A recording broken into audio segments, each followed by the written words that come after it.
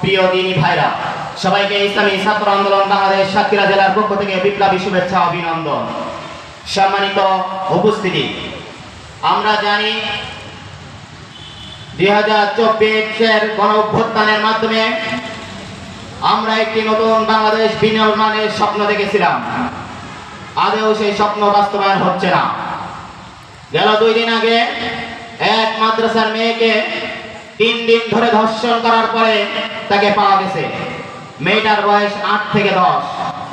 সম্মানিত উপস্থিতি, মহতারাম আমির ঘোষণা করেছেন আগামী জাতীয় নির্বাচন হবে পিআর পদ্ধতিতে।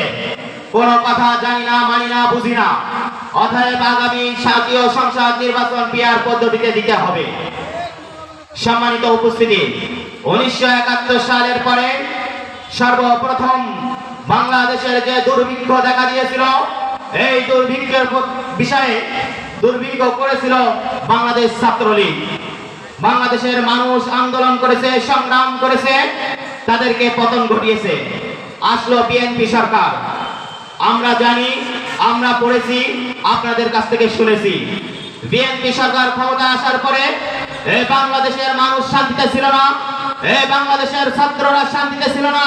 ক্যাম্পাসে যদি ছাত্র দল না করা হতো, ছাত্র ভাতা পর্যন্ত বন্ধ করে দেওয়া হতো। অতএব আগামী জাতীয় সংসদ নির্বাচনে আমাদেরকে ঐক্যবদ্ধভাবে ইসলামকে ক্ষমতা নিয়ে আসতে হবে।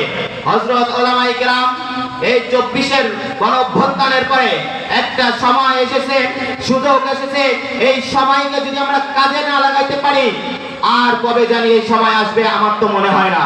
আজকে উলামায়ে কেরাম যদি আমরা এক প্ল্যাটফর্মে এসে দলবদ্ধভাবে কাজ না করতে পারি, এই বাংলাদেশের মানুষ আমাদেরকে একদম অ্যাভয়েড করবে, আমাদেরকে তারা আর গ্রহণ করবে না।